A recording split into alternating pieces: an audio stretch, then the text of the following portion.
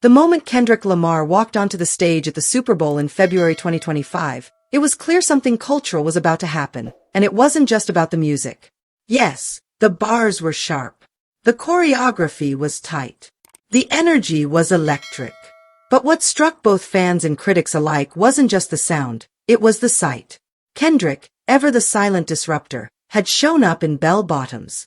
Yes, bell-bottoms. On one of the biggest stages in the world. And just like that, fashion had a new landmark moment. Welcome to celebrity rap life, where the red carpets never roll up and the spotlight never fades. The rewards are legendary. Because in celebrity rap life, every downfall can become a comeback, and every headline tells a deeper story. Hit that like button, subscribe, and turn on notifications so you don't miss a second of what's coming next. Months later, the New York Times confirmed what the fashion world already felt. Kendrick Lamar had been named one of 2025's most stylish people. The article distilled his entire sartorial impact into one poetic summary. The rapper's imprint on the year in style could be summed up in 4 words: Super Bowl bell-bottoms. But as is always the case with Kendrick Lamar, it was never just about the pants. This was about vision. About timing. About someone who understands that style isn't just about what you wear, it's about what it means. And Kendrick, who rarely grants interviews and often operates outside of the traditional media machinery, said everything he needed to say with that one fit. It wasn't a throwback. It wasn't nostalgia. It was a reimagination of cool. A rejection of the rigid and the predictable. An embrace of the fluid, the bold, the unexpected. Let's break it down. Kendrick's Super Bowl outfit in 2025 wasn't just fashionable, it was disruptive. While most artists go for sleek, modern silhouettes or heavily branded pieces during major performances, Kendrick chose something retro yet regal. He wore a custom-designed pair of high-waisted bell-bottoms that flared dramatically, paired with a minimalist black tucked-in top, and finished with a sharply tailored coat that swung behind him like a cape. The entire ensemble screamed confidence without ever raising its voice. And that's Kendrick in a nutshell. It's the quiet choices, the ones that linger. The ones that challenge you. The ones that make you stop scrolling.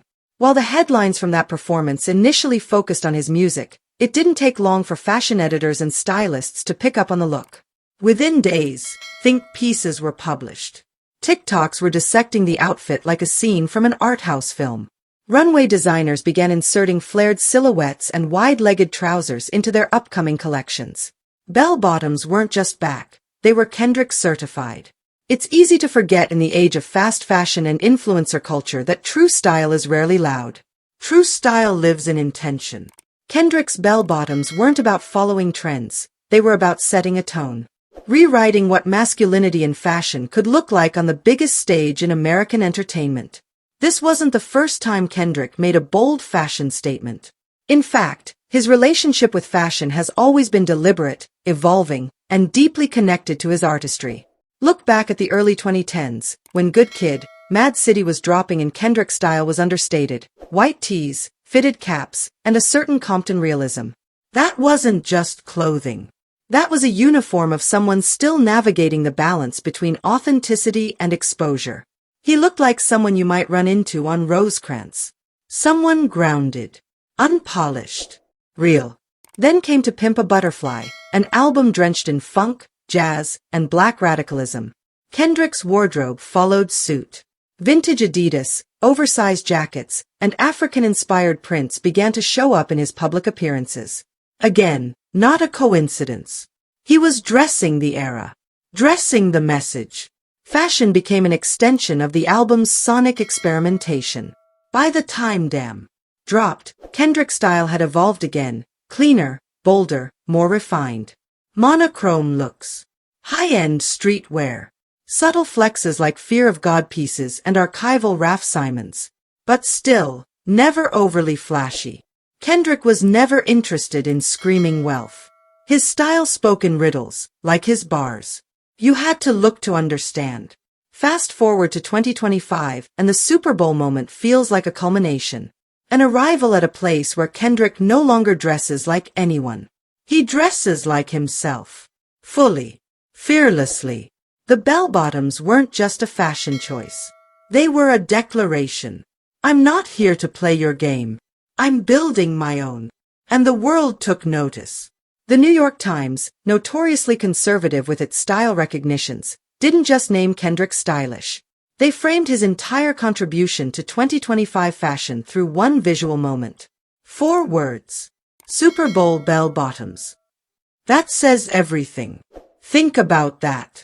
In a year where fashion was louder than ever, where red carpets were filled with pearls, metallics, feathers, and sheer illusions, the look that stayed imprinted in our cultural memory was a pair of black bell-bottoms worn by a rapper who rarely posts on Instagram.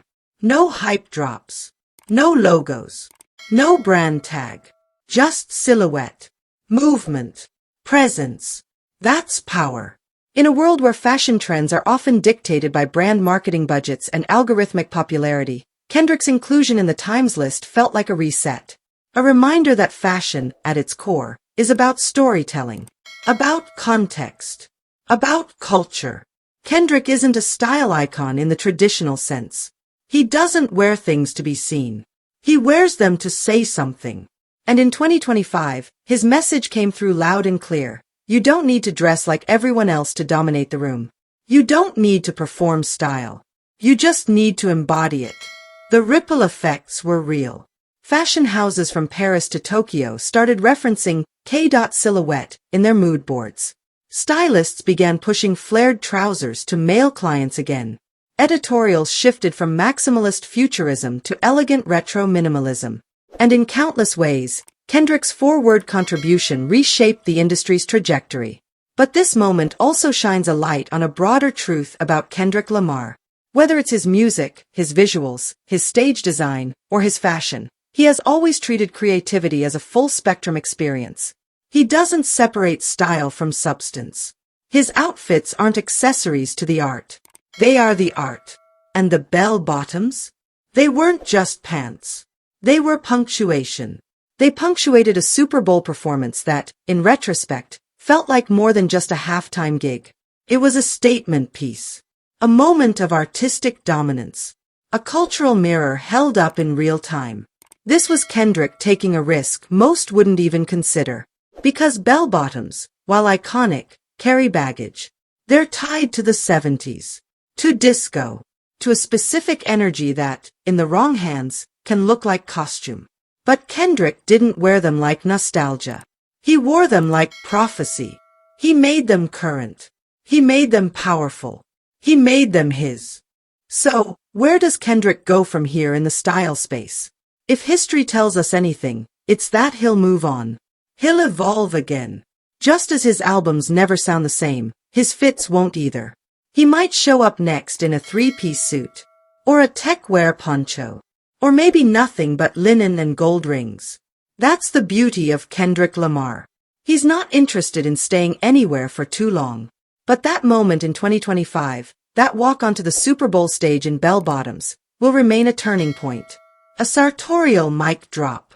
A reminder that true style is about authenticity. About risk. About knowing exactly who you are and daring the world to keep up. It's also a lesson to the industry. Stop chasing trends. Start creating them. Look inward instead of outward. Dress for meaning, not for metrics.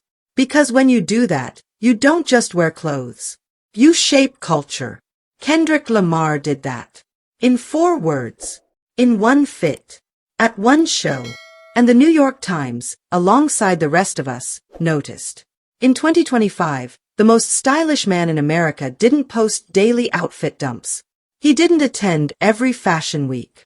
He didn't collab with a sneaker brand or launch his own line. He just showed up, did his thing, and left the fashion world rearranged in his wake. That's not style. That's legacy. This story is far from over, and the truth is still unfolding. I want to hear what you think. Drop your take in the comments. And if you don't want to miss the next twist, hit that like button, subscribe, and turn on notifications so you don't miss a second of what's coming next.